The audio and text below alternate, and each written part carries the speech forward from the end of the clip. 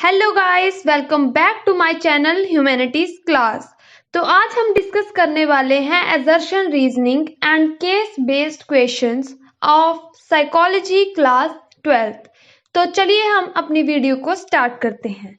तो सबसे पहले जो क्वेश्चन है वो है असर्शन रीजनिंग के। उसमें जो पहली स्टेटमेंट असर्शन में दी है वो है there may be many people who are academically talented but are unsuccessful in their own lifes.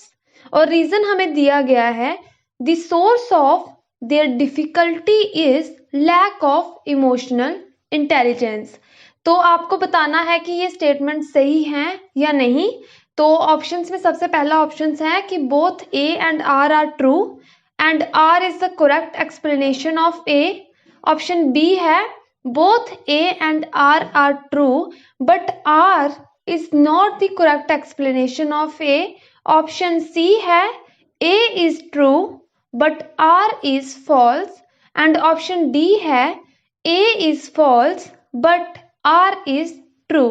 तो आपको क्या लगता है कि इसका क्या आंसर होगा?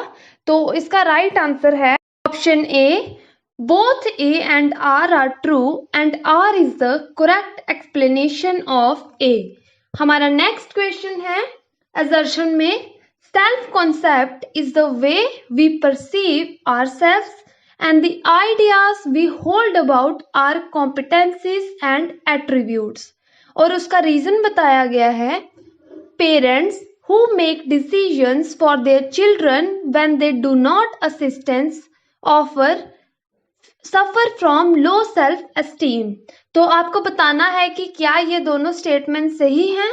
तो ऑप्शंस में आपको वही ऑप्शंस हैं कि दोनों सही हैं और जो आर है वो ए की सही एक्सप्लेनेशन है। बी ऑप्शन है A is true but R is false. Option C है कि A is false but R is true and option D है both A and R are true but R is not the correct explanation of A। So आपको क्या लगता है क्या होगा इसका आंसर? तो इसका राइट आंसर है option D both A and R are true and R is not the correct explanation of A। तो हमारा नेक्स्ट क्वेश्चन है काजल loves to have burgers every day. Being aware of its ill effect on her body, she promised herself that she would buy a book of her choice if she managed to restrain herself from eating burgers for a month. This is an example of options हमारे हैं। पहला option है observation of own behaviour. Option B है self instruction. Option C है self reinforcement and option D है self esteem. तो आपको जो भी आंसर लगता है जल्दी से कमेंट कर दीजिए। तो इसका राइट आंसर है ऑप्शन सी सेल्फ रीइंफोर्समेंट। हमारा फोर्थ क्वेश्चन है Helen took a dash test which indicated that she could excel in typing and highlighted it in her resume while looking for jobs। Options हैं multiple aptitude, specialized attitude या interest या फिर achievement. So the right answer is option B specialized aptitude. हमारा next question है assertion reasoning का। Assertion में दिया है there may be many people who are academically talented but are unsuccessful in their own lifes. तो reason में हमें बताया गया है the source of their difficulty is lack of emotional intelligence. ये आई थिंक क्वेश्चन रिपीट हुआ है but don't worry, इसका आंसर आप बता दीजिए। तो इसका राइट आंसर है option A both A and R are true and R is the correct explanation of A। Next question है past process operate on a knowledge base developed either formally through reading and writing and experimenting or informally from the environment। और इसके पीछे इन्होंने reason दिया है The functioning of these processes are not interdependent on each other। तो आपको क्या लगता है इसका क्या आंसर होगा? क्या ये दोनों स्टेटमेंट सही हैं? एक दूसरे के साथ कनेक्टेड हैं या नहीं हैं, तो जल्दी से कमेंट कर दीजिए। तो इसका राइट आंसर है option C, A is true but R is false. आपने पढ़ा होगा पास मॉडल में, तो जो ए स्टेटमेंट जो हमें दी है असर्शन में वो सही है, लेकिन जो रीजन है उसका वो गलत है। उसके बाद हमारा नेक्स्ट क्वेश्चन है, असर्शन है, a people who has strong aggressive tendencies may see others people as being excessively aggressive towards him or her। इसके पीछे इन्होंने रीजन दिया है, because people adopt an ego defense mechanism called projection in which they attribute their own traits to others। तो इसके options हैं कि both A and R are true and R is the correct explanation of A। B is both A and R are true but R is not the correct explanation of A। Option C is A is true but R is false and option D is A is false but R is true। तो आपको क्या लगता है, जल्दी से comment कीजिए। तो इसका राइट आंसर है 7th का option A, both A and R are true and R is the correct explanation of A। So इसके बाद हमारा 8th क्वेश्चन है assertion reasoning का, that self concept is the way we perceive ourselves and the ideas we hold about our competencies and attributes। और इसका reason इन्होंने बताया है, parents who make for their children when they do not need assistance often suffer from low self esteem।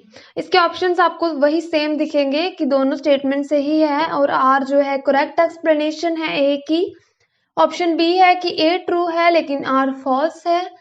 Option C है कि A is false but R is true and option D is both A and R true and R is not the correct explanation of A. तो आपको क्या लगता है इसका क्या answer होगा? आई थिंक ये क्वेश्चन भी रिपीट हुआ है, तो इसका राइट आंसर है D, both A and R true and R is not the correct explanation of A. तो जब भी मैं क्वेश्चन बोलती हूँ आप उसके आंसर्स कमेंट में दे सकते हैं और मुझे बता सकते हैं कि आपके कितने सही हुए और कितने गलत।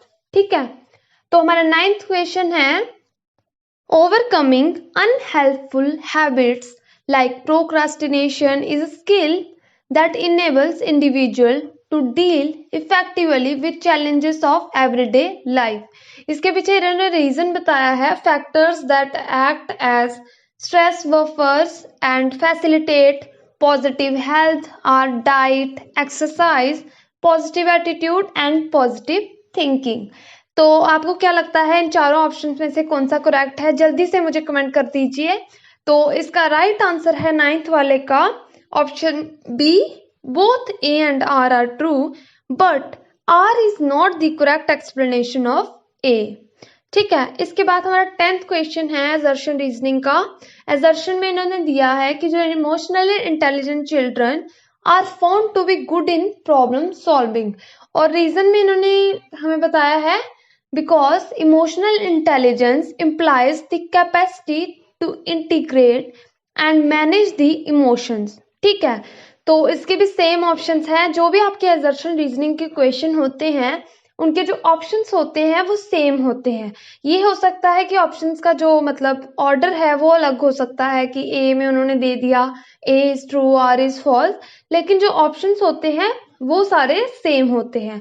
तो आपको बस बताना होता है कि इनमें से आपको क्या लगता है कि कौन सा सही होगा। तो इस क्वेश्चन में आपको क्या लगता है, तो आप जल्दी से कमेंट कर दीजिए। तो इसका राइट आंसर है option A, both A and R true and R is the correct explanation of A. ठीक है, तो ये हो गए हमारे 10 क्वेश्चंस। उसके बाद नेक्स्ट जो क्वेश्चन है वो है असर्शन रीजनिंग का। असर्शन में उन्होंने दिया है, many of us drive ourselves relentlessly towards achieving unrealistic and high standards in achieving our goals. This is the source of psychological stress and reason में उन्होंने बताया है, conflicts stem from beliefs based on expectations from inside us to ourselves. So इसका क्या लगता है कि आपको क्या दोनों स्टेटमेंट सही हैं, एक दूसरे के साथ कनेक्टेड है या नहीं है? जल्दी से कमेंट कर दीजिए। तो इसका राइट आंसर है option C, A is true but R is false. जो असर्शन है वो सही है, लेकिन जो रीजन है वो गलत है। इसके बाद हमारा नेक्स्ट क्वेश्चन है, a student with high aptitude in verbal reasoning and strong interest in reading is more likely to succeed as a options है journalist, engineer, athlete, agriculturalist।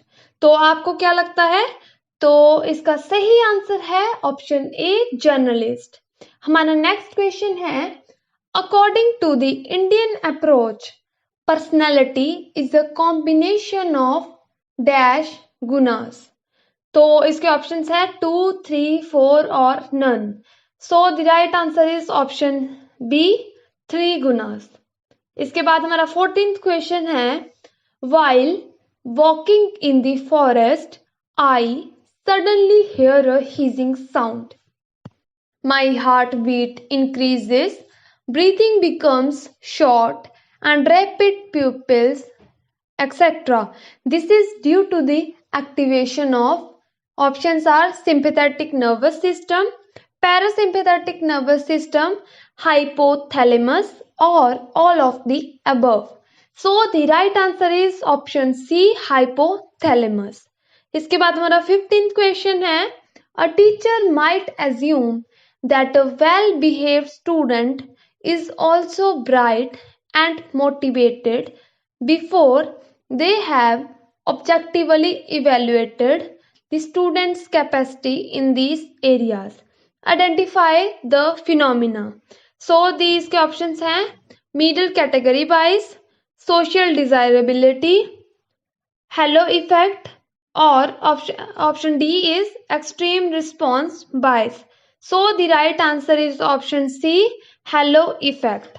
इसके बाद हमारा 16th क्वेश्चन है, Amit lacks motivation in life and has an overly complacent attitude. He remains relaxed and deals patiently with others. Which type of personality does Amit have according to Friedman and Rosenman? इसके options हैं type A, type B, type C और type D. सो आपको क्या लगता है? तो जल्दी से मैं आपको आंसर बता देती हूँ। तो इसका आंसर है type B, option B. Okay, so next question is, Anjani just found a gold bracelet inside a movie theatre. Which part of her personality would urge her to deposit it at the manager's office? हमारे options है it, ego, super ego और libido. So the right answer is option C super ego. इसके बाद हमारा 18th question है, name the Adlerian school of psychology. ठीक है, तो इसके ऑप्शंस है analytical psychology, individual psychology, psycho analytical psychology और none of the above. So the right answer is option B individual psychology. उसके बाद हमारा 19th जो क्वेश्चन है, इसमें आपको कोपिंग स्ट्रेटजी बतानी है। ठीक है, तो ये क्वेश्चन है, Ishika opens her study notes and get tensed about her lack of preparation for the exam. However, she calls up her friends and decide to party for some time. Which coping strategy is she using? तो आपको क्या लगता है कि वो कौन सी coping strategy use कर रही है? तो इसका राइट आंसर है अवॉइडेंस कोपिंग स्ट्रेटेजी। इसके बाद हमारा जो लास्ट क्वेश्चन है वो है, an earthquake comes under which of the following type of stress? ठीक है, अर्थक्वेक किस स्ट्रेस के अंडर आता है? तो ऑप्शन है social stress, B is physical and environmental stress, option C is psychological stress and option D is none of the above. So इसका right answer है option B physical and environmental stress. तो आज की video यहाँ पे खत्म होती है। तो अगर आपको वीडियो अच्छी लगी होगी तो लाइक, शेयर और कमेंट करना ना भूलें। ज़्यादा से ज़्यादा शेयर करो और इसके जो भी सैम्पल पेपर हैं आपको पता ही होगा कि वो आ गए हैं। अगर आपके पास आपने डाउनलोड नहीं किए हैं तो मैं उसकी लिंक डिस्क्रिप्शन में डाल रही हूँ, तो आप वहाँ से सैम्पल पेपर देख सकते हैं। तो thank you so much for watching my video and please like, share और कमेंट करना ना भूलें। Thank you so much.